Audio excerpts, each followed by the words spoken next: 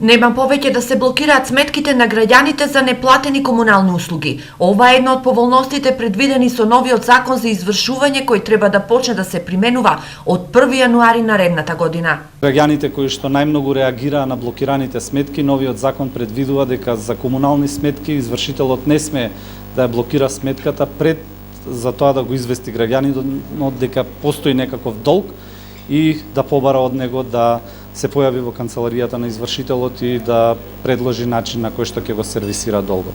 Воведувањето на вонсудската наплата апсолутно поволен момент за граѓаните кој што и текако ќе овозможи да пред почетокот на било каква постапка против граѓаните овозможи да му овозможува на граѓанинот да ги сервисира своите долгови. Новиот закон за извршување треба да ги надмине сите досегашни проблеми и на извршителите и на доверителите, но и на должниците.